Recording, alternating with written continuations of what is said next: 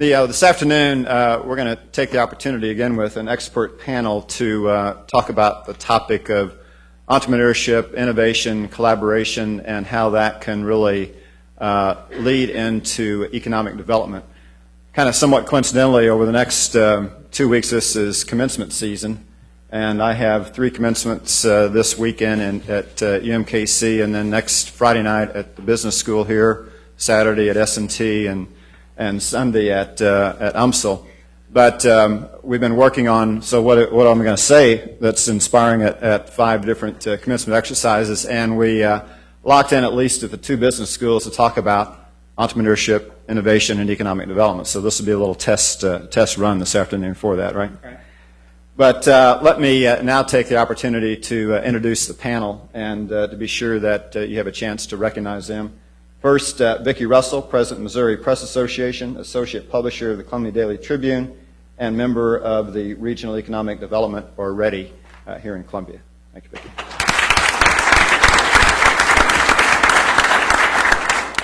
Dan Meehan, who, like many of us, will be glad when Friday afternoon arrives, which means the General Assembly will hopefully be finished with their business. Dan's been very busy for the last several weeks as President of the Missouri Chamber of Commerce and Industry. Dan, thank you for being here. Jim Spencer, President of Newsy.com, and like all the panelists could probably conduct a full day of seminar about how to do this. Jim, thanks for being here, and thanks for being back at home and back at Mizzou. Thank you. Ben Cruz, Director of Higher Education Mobility at AT&T Business Services, who's already stood up. And last but not least, again, Bob Lozano, Chief Strategist and founder of Apastry, Inc., a St. Louis developer of cloud computing products that help companies bring new capabilities in computing to the market quickly. So, Bob, thank you for being here. You know, it's been an interesting year plus for me now as I've transitioned from where I spent 36 years and now have a whole year plus under my belt at the university. And every day I find many more similarities that go along with that experience and how to translate that into working in the university environment, and to be sure that I have the chance to highlight what we do every day in our mission of service, economic development, teaching, and research. And the more that I'm part of this university family, the more I find out about that. But along the way, it became pretty clear that as much as I was learning about the university on the inside, too many people on the outside don't know what we do. And I think as I would think about that, it was certainly, we know about teaching and learning, we know about students, and we know how important it is to provide access and affordability. But one of the areas that I think is perhaps maybe the least understood is what role we play in economic development in the state, and what our researchers have done historically, how research grants are attracted in the state, and how that fourth part of our mission, and that frankly is the newest part of our mission, service and research and teaching, have been the foundation of the land grant institutions. But that fourth leg of the stool, if you will, the economic development leg, has perhaps been the less talked about historically. But when you think about the future, and you think about as our economy in our state, and you've heard the governor talk about this many times, pivots from the way we've relied on heavy manufacturing, perhaps in the past, relied on our agriculture heritage in the past, how we pivot to new technology jobs and new jobs of the future, then it's going to require us to change. It's going to require us to be fleet as we do that, still protecting, by the way, agriculture, and as that changes, and the opportunity that we have to grow that industry and certainly to participate in manufacturing, but it will require us to find ways of pivoting and find ways of investing in the future. So this opportunity today certainly highlighted around the iPhone development and the capabilities, and I was at a chance at one of our other campuses a couple weeks ago to see some businesses that were started up as a result of around the iPhone application. So I've seen that now unfold a couple different times, and this opportunity to highlight that today is again a great opportunity. But as I've been around the university, I can't think of a better example than we've had about how do we translate our capabilities university than our own Jim Spencer and what has gone on with Newsy.com. Just incredible. And if you haven't gone down the street or around the corner I'm sure Jim would certainly provide an opportunity to host that along the way. All of our campuses that have programs such as we do here at Mizzou have opportunities to highlight the entrepreneurship that goes along being part of that campus fabric. So I think as we think about that, I'd like to show one chart. This is not a heavy view graph presentation, but a chart that I think describes some of the opportunity, but also complexity. I'm going to have a chance Friday morning. The Columbia Chamber of Commerce is meeting in its strategic planning retreat, coincidentally, in Kansas City.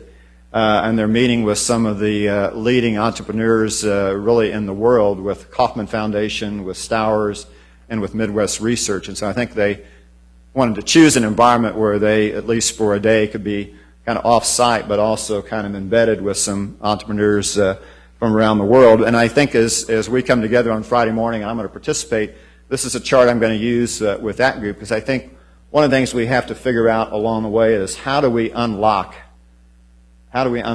this capability that may be resident in some cases in silos, but how do we tap into what goes on with intellectual property that can get developed in a research campus setting like we have here and really at our 4 campuses within the Missouri framework. How do we then find the capability of supporting those researchers along the way? That requires nurturing. That may not be a natural act to find business plan development, marketing capability, how to take that next step from a good idea into a plan. And I think we had an example of that as we did the Energy Summit planning a few weeks ago. We started to ask for research papers and documentation that was going on within our campuses. And we found that of the 80-some research papers that were brought forward, we really only had knowledge of about half of those on the campuses because, you know, a professor, a researcher may think, well, gee, I'm not going to get the resources, I'm not going to get the staffing, I'm not going to get the funding in order to take my idea forward. So you may further translate that, well, why bother? And certainly we don't want that kind of attitude to start. So I think what this chart, again, attempts to show is it is complex. And in some cases it does take a real collaborative effort to bring the pieces together and to convene and be the facilitator of that. So I think as the panel takes on this topic, think about the complexity that's implied in that chart and think about the resources that may need to be brought to bear on each of the different points. And I'm sure our panelists will have points of view based on their positions and based on their own experience. So with that, I'd like to kick out a question and talk about you know, some of these issues, and certainly we'll put that in a framework of our state, put that in a framework of the university involvement, but also in your perspective about where you all come from individually.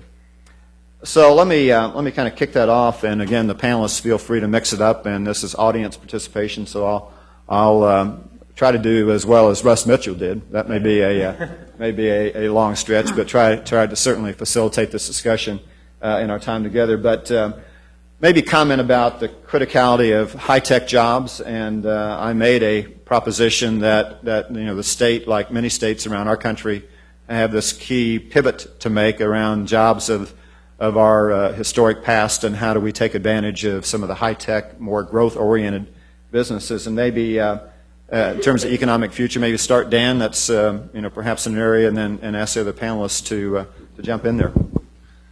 Thank you, Gary. When you talk about the challenges of the future and the challenges of those new economic opportunities that your generation is about to walk into, you're going to hear this lobbyist, and let me clarify what a lobbyist is. A lot of you may think of Jack Abramoff and passing money under the table in a smoke-filled room. Think of it in a different light. I'm a registered lobbyist. I employ 4 full-time lobbyists for the Missouri Chamber to work for the best business climate we have. We like to think of ourselves as the people that you hire to protect you from the people that you elect. So, and Gary knows all too well, it's not working too well today, but fighting good over evil, I'm not even going to speculate where you were, but I got a good idea. Evil triumphed over us in the same deal just about 30 minutes ago. But anyway, the opportunities, whether it's in the more traditional jobs, the manufacturing that Gary talked about, or ag, or or the high tech coming out, or the new engineering possibilities, they're all more and more technologically driven. And for a lobbyist that was hired or raised on tort reform and work comp reform for the Missouri Chamber, if you don't look and say education is the top priority right now, you're blind, because we've got problems with our education system in the United States. Missouri is no exception. And I'm talking K through 12. We can show you hard data studies that show that compare the industrialized nations of the country and how our kids are doing. And I have a 6 and a 9-year-old, so I care deeply about this anyway. But we're doing okay when they start off, and in 4th grade there's a benchmark, and in 8th grade there's a benchmark, and in 12th grade we're in the lower echelon of how we compare in basic numeracy and literacy skills around the world. And it's not only that China has cheap labor and hardly any regulations that we have to follow in the U.S., but China gets it, and they practice numeracy and literacy for their kids when they're growing up, and they're much better adept at taking on the higher education and the more rigorous curriculum that is required for the new economy of tomorrow. It's not just China, it's Korea, it's Ireland, it's elsewhere where people get it. And I hate to cite the stat here, and it's not Mizzou's fault, not the system's fault at all, but the freshman class that comes in next year, and it's not just in Missouri, this is in the U.S., 35% of those kids are going to have to take remedial math or remedial reading. So we're not doing a good job starting out to prepare them for the careers that the universities, like University of Missouri system, are going to finish them off for. And for any one of our members, you can pick a Boeing, a cardboard box manufacturer in Springfield, a bank, whatever it might be, and we've got 3,000 very diverse employers in our membership.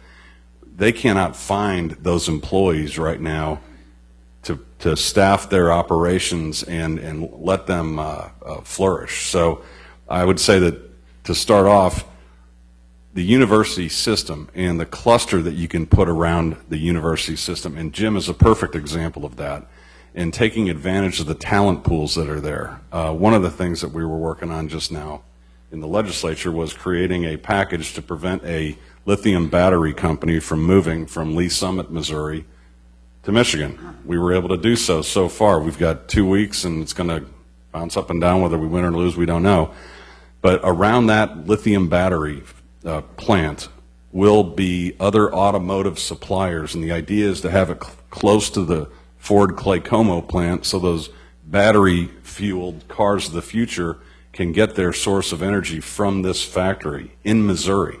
And it's opportunities like that that more and more you see the clusters of where the talent's located, and universities provide that. And the better we can prep for those people going, like you, going through the university, the better off we'll be.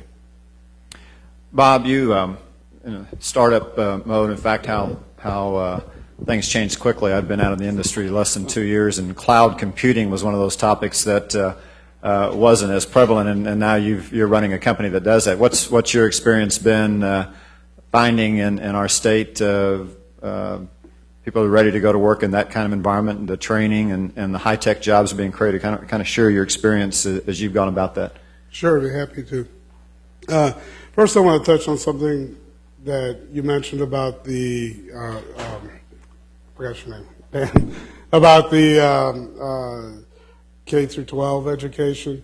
I mean, I've got 8 kids, and I've seen that unfortunately decay through the course of the 8 kids to the point where I'm homeschooling my youngest one, because as somebody who's built companies before and so on and so forth, I mean, and as a parent, you know that you've got responsibility, and the reality is, so I take it much the same way as in the startup world. You know, you do what you need to do. And so as a side comment, I completely concur with that. As far as finding people, it's been great. I used to live in the Bay Area, as did Jim, and have did graduate school there, did undergraduate here, and have done startups in a couple of different places. There's a couple of real advantages if you're a startup guy around here.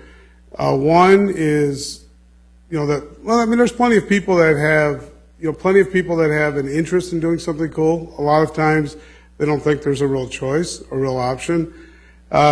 And so there's been plenty of people with the skills. What has been generally missing is kind of the expectation or the will to do it. A sense that, the local stories that talk about people that, bashed their head against the wall 4 times and eventually had something work. And people that you knew and people that had made their money that way. That's probably the expectation. That's one of the reasons I like stuff like this. And when Jim showed up at our office, want to encourage stuff like this, because the reality is there's plenty of smart people, and you'll find those anywhere. And a place like this school is, of course, a destination school as well. And so it's been my expectation that you can build, when we've been able to build a team to do what's, this isn't very humble or anything like that, but I mean, what we're doing is I think, frankly, better than anybody else's in the industry, and we'll smoke them. But and you can do that if you are willing to, if you're willing to take the risks and so on and so forth. Vicki, you see this from a number of perspectives, kind of the outside in, but inside out with your role in Ready. How do you see the environment, obviously, with a regional Mid-Missouri orientation to it? What's your feeling about this job readiness and high-tech opportunities that we have? We have had some of those satellite car-related manufacturing companies in Boone County for a long time. And in recent years, as car manufacturing has diminished in Missouri, those plants have been closing in Columbia. So over the past 10 years, we have lost hundreds of jobs because that is now old technology. This gets back to your question about how important is it for us to focus on high technology jobs.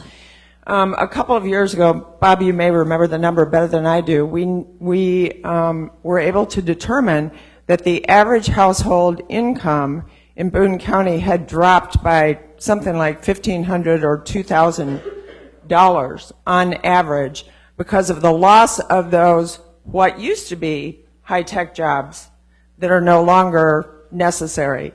And Columbia, sitting in the heart of Boone County, sitting in the heart of what was once an agricultural area where there are not that many family farms left producing commercially. There are a lot of little farms, and there are a lot of big farmers, but there aren't that many families who continue to farm as their sole source of income. It becomes more and more important in our community that we provide jobs that can allow people to make a decent income. We have because we are education-based, medicine-based in our community, we have some wonderful jobs that pay pretty well. And then we have a lot of fast food jobs and retail jobs that don't pay so well. So our community in recent years has become very focused on what we need to do to restore those better paying high-tech jobs for the future. We're talking about you students when you come back to Columbia, because you'll leave and come back. We know that. And actually your children. What we are doing right now today in Columbia is going to have a big impact 10 and 20 years down the road. And, it's been kind of an interesting transition. I've recently started serving on our Economic Development Board, but I've served on our Chamber of Commerce Board for quite a while. And, Columbia and the university have just kind of grown up together nicely, each of us sort of doing our own thing. The community's always realized that the university was an important economic engine for us, but we've never had, historically, the kinds of understanding between the community and university of what each other was doing. And only in, say, the last 6, 7, 8 years has that totally turned upside down. On our chamber board for right now, I have a list of all of the economic development initiatives going on through just the chamber, and it's not really our economic development arm. There are 32 different initiatives ready and the university are cross-pollinating so much that we have people sitting on boards back and forth so that we can build the partnerships that include the community, the university, the state, the feds, that lead to things like the MU Innovation Center and Discovery Ridge. And if you don't know, our Science and Technology Innovation Center that is brand new is going to be a home to startup businesses that need research and resources that the community can provide. And our hope is that once they develop their products, that they will then start their companies in Discovery Ridge, where we are providing for a high-tech future. So anybody who's in business in Boone County right now is all about this whole program, and it's 100% different than it was just 1 decade ago. We have, in every large group like this, you find a ringer or two. We happen to have a ringer with us today that I may just call on to comment. Rob Monzis, who was most recently with the state of Missouri, and this was his kind of lifeblood for a few years. Rob, I'd be interested in your perspective. You and I have had a lot of conversations about the myriad of activity, but at some level you got to turn that activity into doing things and making things happen. Maybe you could pick up on Vicky's comment about how do we get energy and focus. At the same time, we want thousands of ideas, but having the processes and capability then to turn those, I've had many conversations about that. Yeah, I appreciate that. I think one of the sterling examples, and we're going to hear from Jim Spencer in a little bit, is something like Newsy.com, which is, and several of you may be a part of that through journalism school, but in my view, having examples and having companies that the students can look to understand and get a perspective on what it looks like to operate in a startup environment, to have successes and have both the investors understand the benefits of a startup, that kind of a culture that gets created around the university and around the state of Missouri, that culture of innovation, the success. Bob Lozano, your company, and it's had a successful exit before, has used those resources to start another success. And we need to learn, and the Chase School is a great place to really get this started, is to really focus on these successes. Focus on the successes of the researchers that are turning their ideas into businesses. And I think that will attract attention and money and resources, develop the culture. I think that's one of the key things that we've been lacking. One of the opportunities, as I see it, is to get more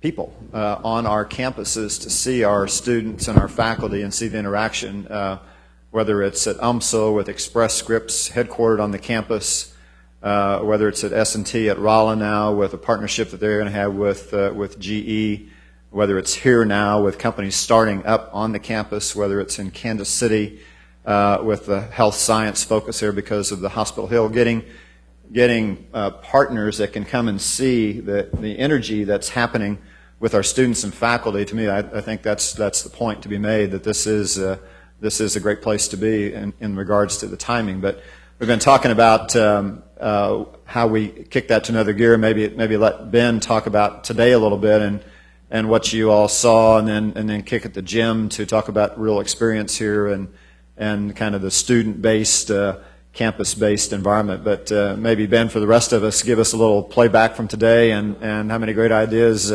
you guys saw. Sure. Thanks, Gary. So, from my perspective, the iPhone competition that AT&T was very pleased to be a part of in cooperation with Apple and the university. I think it was so impressive to see the collaboration, led by, RJI, but also, the computer science department and the B school and the J school, and really this cross-departmental, cooperation through this contest to develop, applications. And there were very little guidelines provided to the students in terms of what this development was supposed to be about. AT&T has had private contests that focused on higher education application development for the iPhone. We didn't have those parameters here. We gave the students carte blanche to create whatever they saw a need for. And I think there's tremendous opportunity from a university's perspective to partner with companies like AT&T and Apple and these large corporations to kind of help have more of these sorts of contests and continue that development.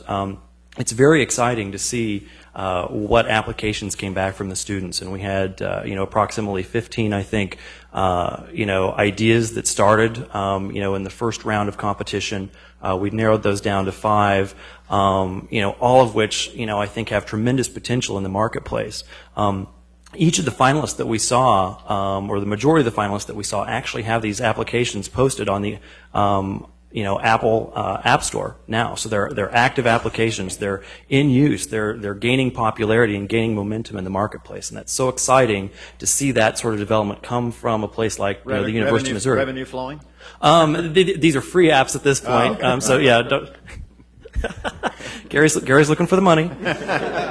But it's just so great to see these ideas come from young people. In the business that I'm involved in higher education mobility, our students are telling us how they want to learn and the tools that they want to have, and it's our understanding and belief that it's about access to more information and more immediate access to that information, and how that facilitates learning, and potentially how the role of a professor in the university environment and even a teacher in K-12 might be changing somewhat from one of the traditional lecturer really to one that helps students better understand and parse out that information that they have access to. You become a role of a facilitator and a moderator, that information. So anyway, in summary, lots of opportunity for large corporate America to work with the education segment and helping our students learn more and make these sorts of tremendous contributions. Jim, what advice with the students here today, what advice would you have them to give them in terms of how you've gone about starting your company, and how would you encourage students to want to jump in and take advantage of a startup mode and kind of all hands on deck, and maybe what kind of encouragement can you provide to the students that are here about that? So for your next company that comes on. Exactly. I'm a J School grad, and I moved back here this last summer with a team and created a company in partnership with the journalism school. And I'm really glad that Gary put this slide up, because when we were negotiating our deal with the university, one of the biggest issues was intellectual property, and I said, we're totally cool on that front. We not only don't have any intellectuals, we don't have any property either. So we were able to overcome that objection. What's kind of cool about sitting in this room, first of all, this room was built from the funds from an entrepreneur, Don Reynolds. And then the second thing that's really cool about it is I can look around this room, and in every row, I see someone who's been instrumental in helping get our company to the point that it is right now.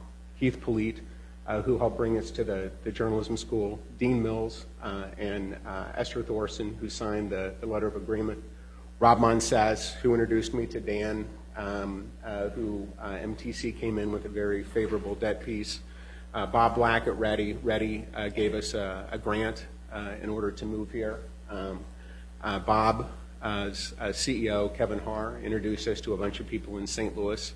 We're getting ready to do our next round, by the way. I noticed. Yes, exactly. Picked up on that. And to people like Lee, who's a perfect example of a student who was extraordinary and excelled in our newsroom. So kind of the first thing I'd say is there's really, it takes a lot of people, and it takes a lot of energy and a lot of effort, as well as President Forsey, who was instrumental in helping endorse us and help us move our company forward faster than our competitors.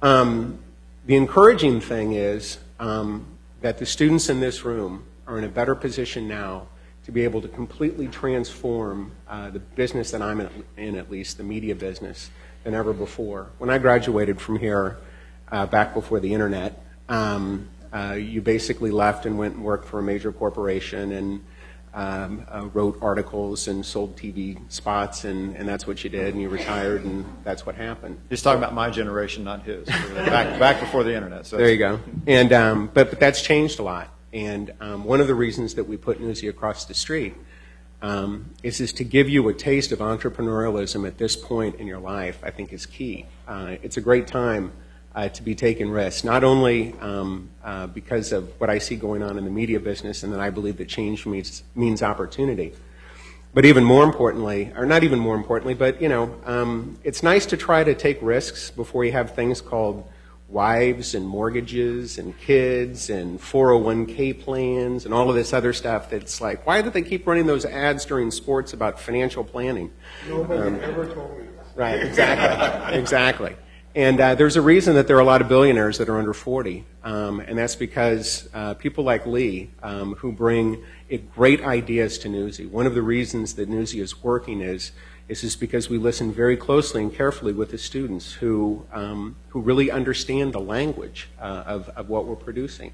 And someone like Lee or another person that's in here, that's in our newsroom, there's no reason at all that he can't go on or she can't go on and create his or her own company. And it's also nice because they get to see the real deal, not just the happy times. They get to see the where the hell is this times as well. And so it's been real good. But it takes an entire community of people. And I'd say the three things that have really helped with Newsy. The first thing is thoughtfulness. It's not just the idea you have, but it's the intentions that you have. And I think that's one of the reasons that the university needs to put some stuff in place. I'm passionate. Our partnership with the journalism school and the university is the most sacred thing that we have at Newsy, and we treat it that way. But it's got to be more than just an idea. People have to have the right intention. The second thing is you have to be really flexible because stuff will change. Things will come about that will require you to completely rethink what you thought was the smartest thing in the world 60 days ago. And then finally, it's just drive and execution. Keith was passionate about making sure that we were introduced to the right people and helped drive it through. Rob Montez woke up at 4 o'clock in the morning and drove with me to St. Louis to help raise money one day. And so you don't just deliver, you over-deliver. You do so well that one of the students that's in our class this semester also is related to someone who's invested in our company and went back and explained to them that it's the best learning experience that they've ever had. That's the kind of word of mouth I can't buy. So you just keep drive, keep drive, keep drive. No just means no now. They'll keep telling you no, but just keep going. And it's really a wonderful time, and you're at a great school to be able to do it. And you're in a great place. You can start a company here in Columbia, Missouri, and you can compete with Beijing and you can compete with Mumbai. You don't have to go to Silicon Valley, and you don't have to go to New York City. You can do it right here. In fact, it's better and it's cheaper if you do it right here. Bob, I heard Jim toss out a term there, speed. Speed to market. How do you accelerate this loop? There's lots of stop signs that can go on. How can you describe to this audience what your company has gone through and how important speed to market, if I can use that term, plus just ensuring that processes get put in place that don't have this be life's work yet kind of self-generating because of good experiences that can go on with it? It's really hard to overestimate how, I mean, there's so many ways to say it, but you just have to have, just sort of the hair on fire drive all the time. And the thing is, you can compete with, and we are, some of our competitors are in Russia, some are in England, some are in the Bay Area, but that doesn't really matter. I mean, and there'll be plenty of other folks, especially now in our world with a lot of the open source communities and so on and so forth. There's sort of organic teams that form.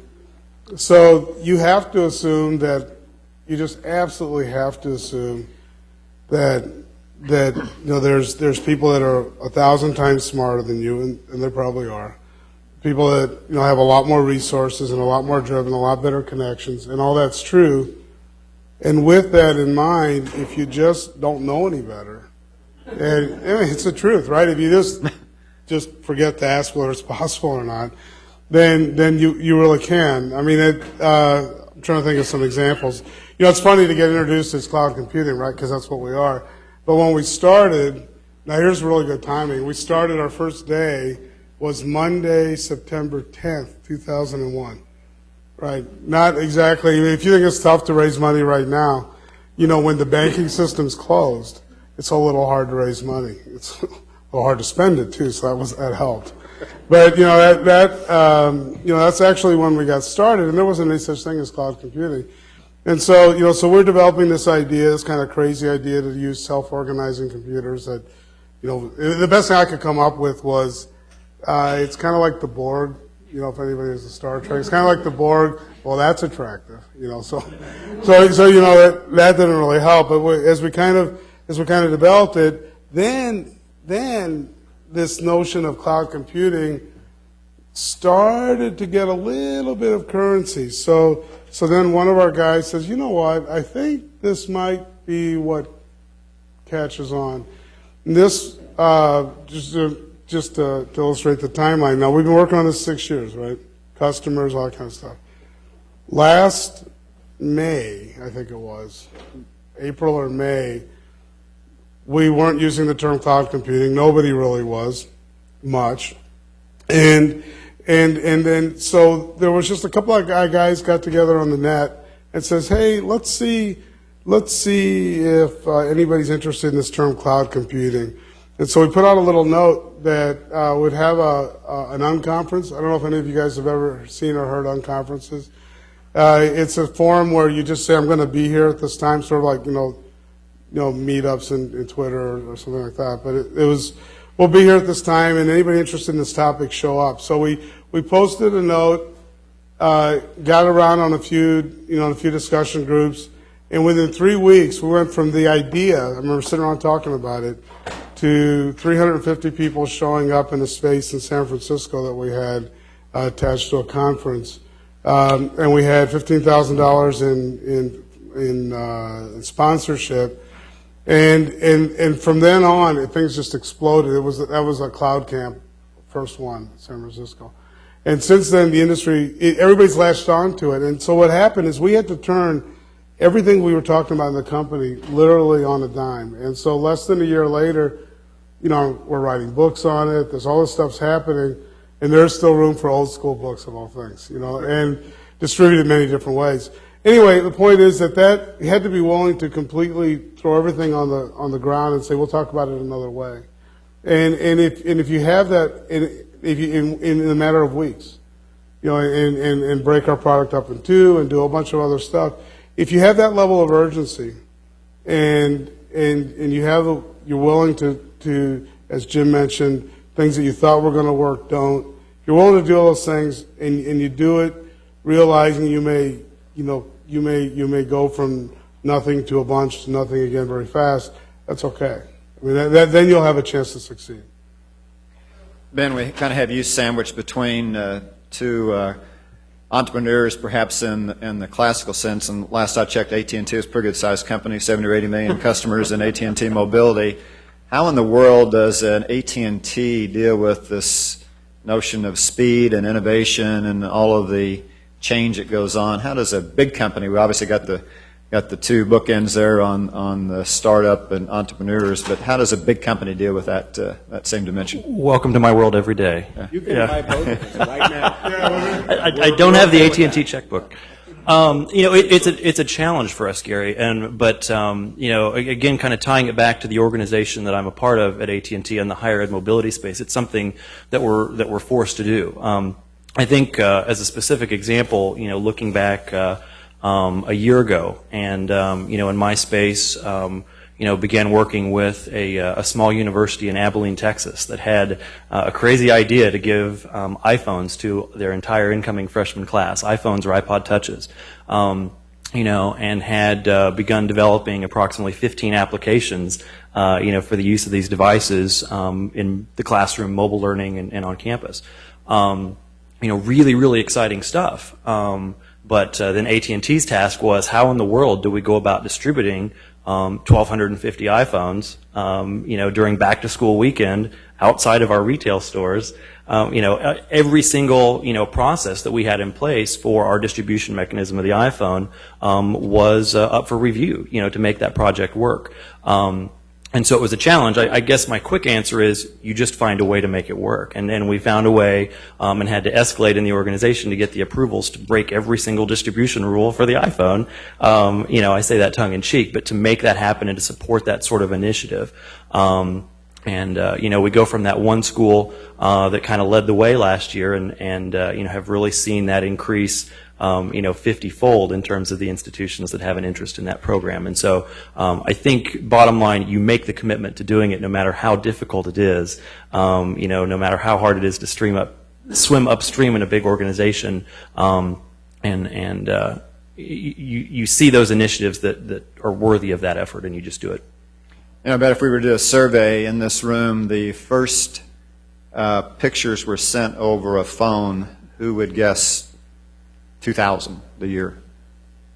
About 2005. How long do you think it's been since the first pictures were sent over a mobile phone? Actually, 2004. That was the first camera phone, 2004. And of course, now how would we do without it?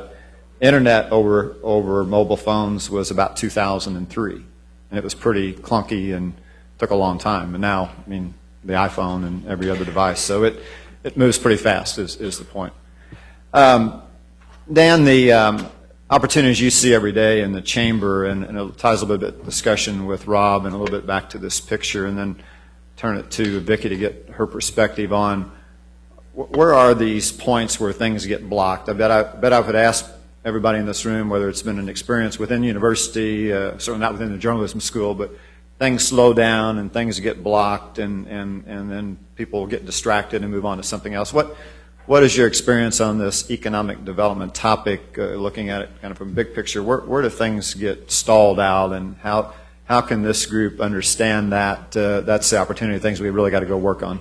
It's to your comment about pivoting, and it's to Bob's experience and Jim's experience, and how Sun Tzu, once you get into battle, throw away the plan, because things change, and the speed, Gary, at which a lot of people here have said it, they change, is the key.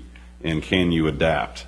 Like I said, I didn't even know 2004 the first picture phone, and yesterday I was sending a picture of the Chinese delegation we were with in St. Louis to my kids at home over my BlackBerry, so you have got to be ready for that speed. You don't know where it's going to take you, but I just mentioned the Chinese delegation. We are trying to create an air cargo hub in St. Louis so we can directly export to Beijing, Shanghai, et cetera, and give Chinese companies the same opportunity, and investment opportunities both ways.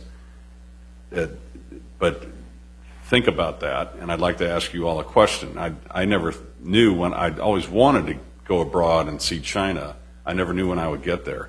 I was there 8 weeks ago, and to be there and see the scale and scope at which that country is growing is to understand. Not even understand, is to be able to understand it.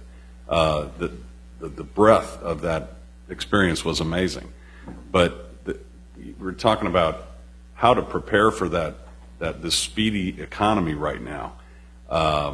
The Chinese have about 500 million people wired. In other words, they can get on the internet right now. We have about 250 to 300 million people in the country, and we're nowhere near where they are as a percentage. So it's smart investment by those who can, including government, in broadband, in venture capital. I've got a stat here I was hoping I could get out, and this is the time to do it. If you compare capital spending of all 50 states and the states that surround us, the 2006 commitments to capital formation programs on a per capita basis, Missouri paid or spent 10 cents per person. The states surrounding us, the average was $2.79 per person, and out of other similar states, it's about $2.94 or $3. So I don't think as a state we're marshaling the resources we have available that can support ideas like Jim's of coming back to Missouri and locating at the university and partnering with a natural partner like the journalism school. I was crying in my milk about my experience an hour ago in the appropriations process. The appropriations process decided that helping to create that air cargo facility in China did not meet muster. So we've got to go and try to get this incorporated into that process. It wasn't appropriations, actually. It was federal stimulus money. This is designed to stimulate projects that will last generations, and this one is truly transformational, potentially. So watch out what your elected officials are doing or who gets elected. They are going to have the purse strings for things like the University of Missouri and like the ability to support entrepreneurs like Bob and Jim and be able to provide the infrastructure for what we need. I'm not a big government guy, but there's a role for it, especially in this economy right now when people are seeing the traditional means that frankly failed us, and they're looking to the only backstop we have right now. So I'll turn it over to Vicki right now, but that's Bob, jump in here for a quick second. I just had one data point, and we can pick up on it later. But I just thought of that. I don't know why. You guys probably have already talked about it. 1 year ago today, May 5th, or whatever it is, May 6th, how many iPhone apps had been sold? How about zero, right? You guys all know that.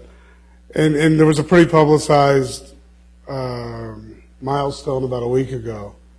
And you guys all know it's 1 billion downloaded. So that market did not exist a year ago.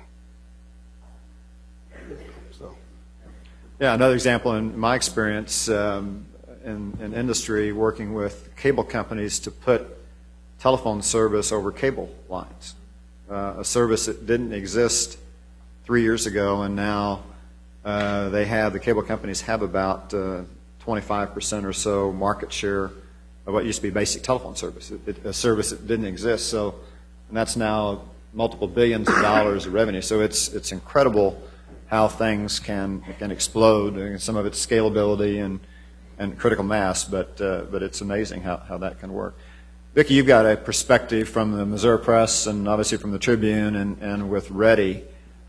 Where do things get stuck? I mean, how do you see you see these opportunities come and we grab a hold of some and others we lose? I mean, what's your perspective? And obviously, give us some critique if we need to have it at the university in that regard, or the state for that matter. I think some of the primary roadblocks would be, to echo what you were saying, money. And sometimes that's not enough money at the local level or the state level, or no money for entrepreneurs. One of the things that we have done through our Chamber of Commerce is organize a committee of angels, an organization of angels, who are local entrepreneurs who are willing to invest in startups. So we're trying to solve that problem on that side. But we're still learning the whole process and trying to figure out how to capitalize on opportunities when they arise. One of the big issues for any community over the last 20 years has been kind of this growing bidding war. That when an enterprise was looking to locate in a community, everyone started offering up goodies to incent the enterprise to come to their communities. And we're finally getting a much better handle on that because we are learning a lot about what these enterprises want. And for any community to succeed, we've got to have people who understand how does local government work and what is the impact. I mean, one of the problems we are trying to solve locally that has become an issue in Columbia is where to locate new enterprises. Discovery Ridge is certainly a big start in the right direction, but you know, some of the companies that want to be close to the university are not necessarily able to come here because we don't have ground on which to put them, or we don't have the right kinds of transportation means. We are fixing those problems, and we are fixing them fast, but government is a roadblock. And then I think the third thing, you've kind of hit on it earlier, and that's just knowledge. Where are the resources that can help enterprise develop? And sometimes we stumble on them, but I think we're getting a lot better at trying to educate. I'm talking now about the university and the community. We're trying to educate each other on what we can bring to the table and how we can solve some of those problems. So even where we are today, we still have several issues to resolve, but where we are today from 5 years ago is a huge change. How many participated, show of hands, in the Energy Summit in one way, shape, or form in the room? You know, one lesson learned, and this falls on my shoulders, is good idea. Took hundreds of people literally to put it together, but one thing we didn't do, we didn't establish a real expectation for outcomes. We didn't set, okay, we're going to convene, and we had hundreds of participants, but we didn't set an expectation for, so what? You know, we're going to have some good speakers and a lot of good displays of research, but we didn't say, well, ahead of time, should we expect to create 3 companies over 6 months as a result of that, or we should expect to have attracted an incremental $50 million in federal research as a result of having all of the Washington contingent. So I think that is perhaps sometimes we maybe need to do a better job setting the bar of expectation that maybe forces us to act as opposed to getting in the loop there.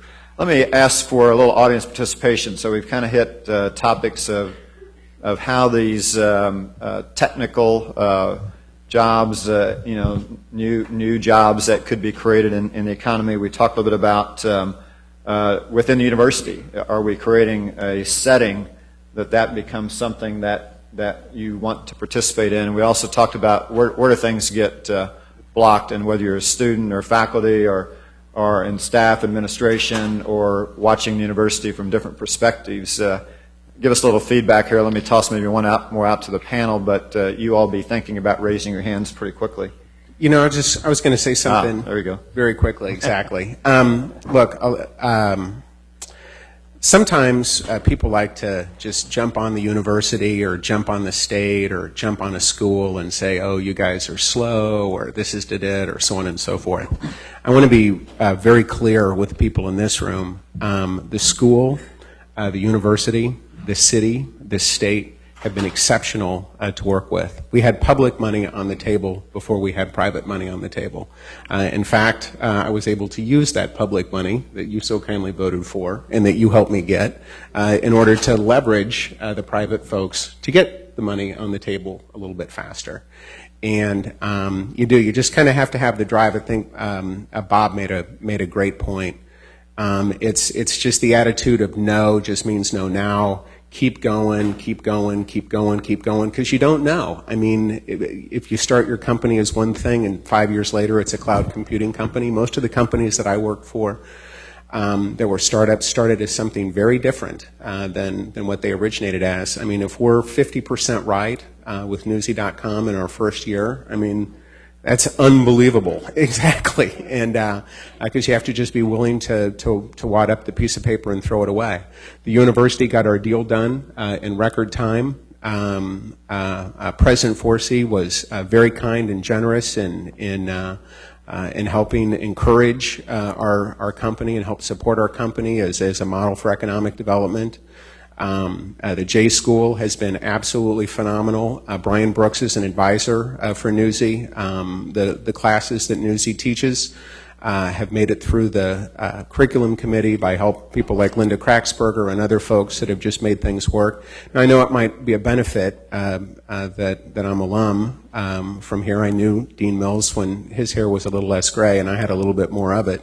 But it's really been fantastic to come back to Missouri. And so I know that it's tough, and I know it's hard to get things through a larger institution. We're not even 1 year old, and the J School's 100. But you just got to kind of keep going, and that's one thing I'd also encourage the students. You know, you're at the first and the finest school of journalism in the world. You're surrounded. You might be right now surrounded by the smartest group of people that you might ever be surrounded by the rest of your life. It sometimes goes down from here rather than up. And hang out with your friends, come up with an idea. But that's the other point. If you've got an idea, great. But what you really need is you need a great team to help you make that idea happen. Ryan, you've been patient in the back there. What perspective do you have on, you've watched different opportunities unfold about where things get stuck in our university environment or in working and trying to collaborate? What point of view might you lend here? You're going to be sorry you asked that question. Now, I've been here 34 years, and always the difficult thing is getting something through our legal office. It takes too much time. And, you know, my friend Keith Polito here says students can't afford the timeline of a bureaucrat. And he's right. And when we're doing things, we need to learn, and I'm not being critical because I know there are a lot of issues that have to be dealt with there, but we need to be nimble in that area.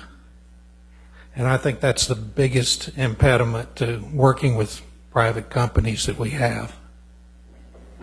Yeah, it's interesting, and I see that from a lot of perspectives, including the need to take risk, because that's by definition what you're doing. That's what this chart's about. And on the other hand, the need to protect. Well, what are you trying to protect? And sometimes we don't define that very well, so it's easier to have the stop sign more readily available than the caution sign to keep going, but ask the right questions. So I think that's something we're, and again, Rob and I had many conversations about that last year. If we're going to get better, particularly I think working in mid-Missouri and working with the city, I think that's something we really have to figure out where that box is and create a bigger box as opposed to making it so tight that you can't get things done. How about questions from the audience on these topics? This is kind of open mic session here, so is that a raising your hand or just scratching? Okay. Vicki, I don't know. I'm Mike Fancher, a RJI fellow. I don't know much about the Missouri Press Association or the Missouri Press. Across the state, do the publishers tend to be supportive of this kind of enthusiastic economic development? And is there something more that a collaboration between a J school or a RJI and the publishers could do to stimulate them to be more supportive? You know, I would say that would depend on the community, because in Columbia, obviously there are so many things happening. It's so important. It's such a focus here that the newspaper is aware of what's going on. We give it lots of coverage. We obviously, by my role and other things we do, we know what's at stake. In smaller rural communities, you know, my guess is many of those publishers have no clue about all of the efforts at the university or the opportunities, and so potentially some better education along those lines would be important. Important to those communities as they understand how these initiatives can help our state, but also important to the university, because if newspapers in those communities understand what the university is doing to help make our lives better, our jobs better, our family lives better, et cetera, then that just cements the relationship of the state to the university. So I would say probably in bigger communities, newspapers are pretty aware, and the smaller the community gets, I'm guessing there's not as much knowledge. Dan, you probably see that from a chamber role. I have a shot at that. I don't know how many members you have. How many? About 3,000. And I think Vicki's absolutely right. On a smaller community at Sykeston, Missouri, if they have a plant opening or a business opening, it's a photo op, and it's almost a puff piece. what we did in the last 3 days, the news, the stories we got out of it were fantastic from our end. But we're always skeptic of trying to, we're building a bridge to China. Well, how many jobs are you displacing? Or if somebody is trying to redevelop the north side of St. Louis and the state supports them with tax credits, the story ends up being about the tax credits and not about the risk taker like Jim or Bob that needs that to try to help out this area to come back. And but for that risk taker, this area doesn't stand a chance. And so it's a real crapshoot when you're out in the media. You don't know what's going to get reported back.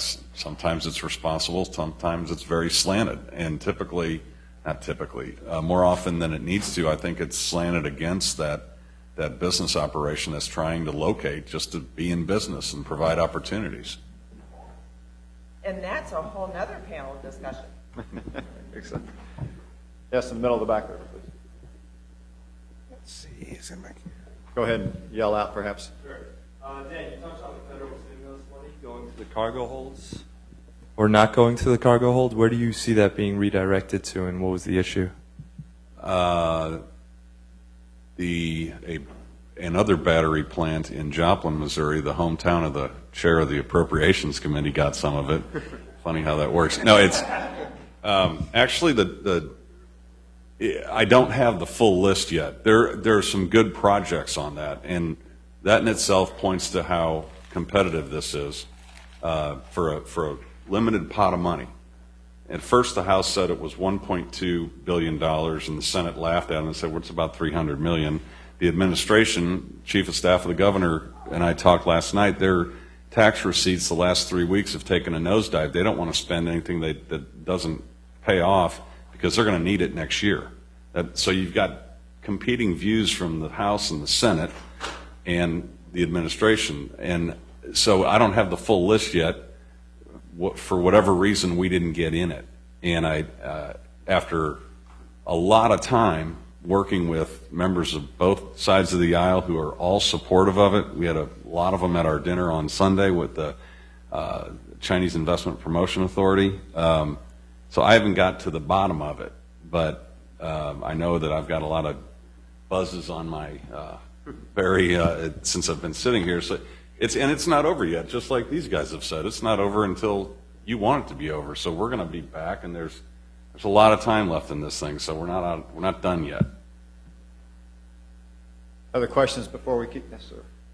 This is something I thought of. We have a life science incubator, and I wonder what the panel might think of having an incubator for Apple iPod apps, or for the gaming coming out of the engineering, the gaming development, and those kind of things. Could we have a incubator for non-life science projects? You know, it's interesting. I get that question a fair amount, that the sciences seem to command both research as well as physical facilities and maybe an attention. But I think the information technology, Gary Allen was in here a bit ago, information technology and the communication aspect of that, the media aspect of that, certainly, and I spent 36 years doing that, so you do start to understand that there are other laboratory environments that need to come into play. So I think we have some folks here wanting to jump on that issue. Yeah, I think, number one, there are a couple aspects to that. One is the need for things like space and so on is significant in the sense that there isn't specialized resources and so on. The opportunities are humongous. So I think if you take a look, I've been around doing that stuff, for a long time, and I think that if you take a look at the way everything has evolved, we're really about at the starting line, and the battle from here forward is mostly around content, and how it's created, how it's manipulated, how it's stored, how it's searched, how it's delivered, to places it'll get used, and so on, and that's just starting. And I think that, there'll be plenty of companies, Google size and so on, at least a few that'll get created that don't exist today. So I think that you know, as a little picture to you, the amount that would be the cost of encouraging that is probably pretty modest, and it's going to be a lot more about the culture and the people and the opportunities. And there's a lot of it already starting to happen, and that is, you know, personally, I think is a really good thing, because that battle is just starting, and the starting line is open to whoever wants to be on it. It's something that I really support, and I kind of might take a risk here because I know some of the students have been sitting in here for an hour. So, how many students are in here right now? How many folks are students? Okay, and how many folks, if you could, upon graduation, how many of you would like to have your own company versus going and working for another company? Let's just find out. Okay, there's a couple. All right, not too bad. And there's kind of your answer. I'm a big supporter. The other place we looked at was Austin. Being from Missouri, I'm a little biased, so I knew we were going to put this. But if you're gonna start a software company, you put it across the street from MIT or Stanford. And if you're going to start, in my mind, a journalism company, you put it right across the street from the journalism school at the University of Missouri. And I think that there's a lot of really, really bright, talented people here with a lot of really bright, talented ideas, and there's no reason that they need to get in their car, just like one of the bright, talented students we have today got in her car and left to go to Washington, D.C. I would have loved to have kept her here.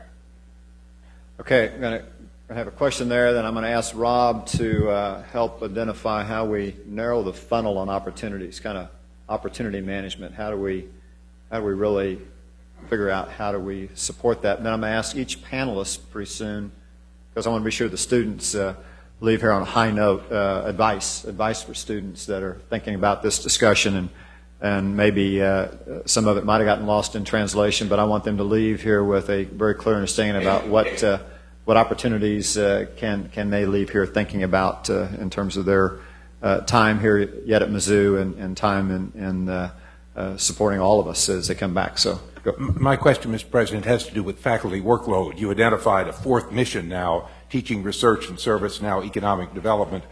Faculty duties have been focused on some portion of teaching, research, and service. What will that look like? How will our responsibilities change to incorporate that fourth mission? Well, I'll probably get in all kinds of trouble here, so you bail me out, okay? But I think everybody brings something to that equation, and I think there's been that fourth leg came in 6 or 7 years ago, perhaps, maybe a little more recently than that. But I think each faculty member, each staff member will find their way through that, and there's certainly on occasion is a requirement for the teaching and the service and the research component of that, and then how that research then can be turned into economic development, whether it's in a science or whether it's in this discussion we just had. I think what we have to do is create an encouraging and supportive environment, and that's where I think there's work to be done, and I take responsibility, and the chancellors do as well. I think we've got to be sure that for those that want to pursue that path, we want to be sure we got a very encouraging, maybe even incentive environment, not just to be great teachers and great on the service mission and great on the research mission, but to be sure it's not penalizing for taking that risk and that next step. And again, look in the rearview mirror, it looks like there's some things that we can do going forward to be sure that there's a supportive environment for that. How's that? Did I get in trouble, Dean? Good? Okay. Well, why don't you talk to us a little bit, because again, your perspective about this, at the end of the day, there is time and resources and lots of ideas. How do we get those to a nexus that can make sense? Yeah, in my view, the thing that has been the areas that have been most exciting, the technological areas, have been where you have this intersection between one discipline and another. And so I think what we saw today, where you have engineering students in the IT area, directly combined with journalism students and the creativity that is there, I think that's a focus that we need to expound on as both the state and as a university. I think you see that the medical device program, that's a joint project between engineering and the School of Medicine. You see those areas where you have that cross section. The KIP on the life science building is another place where that is raised up. So for this institution, those are the areas to focus on. And I think that's where, and it's hard because as the dean of each of these colleges knows, it's very much a silo. And so the resources that go into those types of collaboration are few and far between. And so figuring out a way to incent that activity, whether it's at the General Assembly level or local level, et cetera, that's where you're going to drive innovation, and that's where people from the outside are going to come in and see really gee whiz type ideas. So I think medical devices. I think the information technology cluster that could be the internet focus, ag biotech is certainly a critical thing here in the state. And the other thing I would say is identifying ways that it reaches just beyond Columbia and Boone County, and that's where you will pick up the kind of political support that you need to really move this thing forward. And I think you see that in the battery manufacturing sector, the defense contractor that Dan mentioned in Joplin. There's another one, CoCam, that's working on a project in Lee Summit. Ag biotech projects all around the state, and just identifying that and just educating the policymakers, et cetera, is the critical component. I think that's a great point. Brief response. Yes. It's very well said, except I would also say that those silos have been coming down dramatically in particularly the last 5 years. The journalism school, to give one example that's fairly dear to me, I think literally now works with every other division on this campus in some research or teaching project, and often both. And that's true of many of the other divisions, and that is going to be at the heart of the new strategic plan for this campus, is interdisciplinary programs. So quite's an important one, but that's already happening, and we hope it's going to accelerate. I think both points are well taken. I think one of the things that we have to do at the leadership level is be the kind of the instigators of that. And I think certainly the interdisciplinary approach is one of the reasons that we did the Energy Summit the way we did it, which was the chancellor from Missouri S&T at Rolla was the chair of the summit. The chancellor at Mizzou was the host. So we got them together. The Chancellor Brady Deaton will chair the Life and Biosciences Summit, and the Chancellor at UMKC will be the host. So we are forcing and instigating, and I think, again, the Energy Summit perhaps is an example of at least convening those players on a topic, so at least in a confined environment that we can make that happen.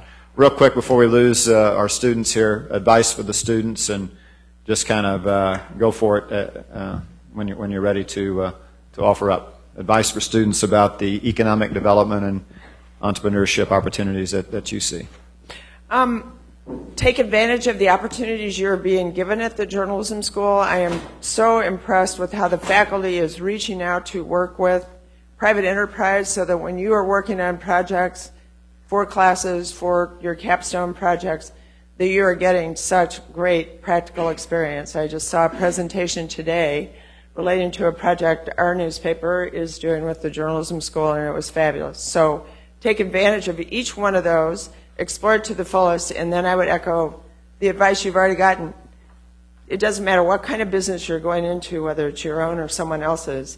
Every business is going through transition, and it will continue, and you have to keep going and keep those creative brains working. Determination. Stay in college. Because when you get out, it's the real deal. Seriously, though, stay young up here and stay young in here. Keep that the concept of trying new things and learning new things.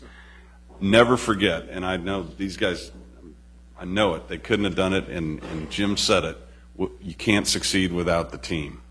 And surround yourself with good people, because that is the difference between winners and losers.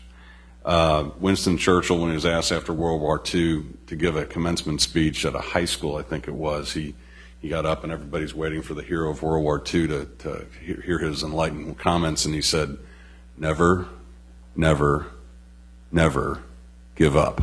And he sat back down. And after what Great Britain had been through the previous 5-6 years, you could understand that. But, and lastly, give something back when you're able to. That's cool. I think one of the places that it starts is right here. I got a handful of business cards. If you don't know me, my name is Jim Spencer, and I invite you to come down and introduce yourself to me. And you're right.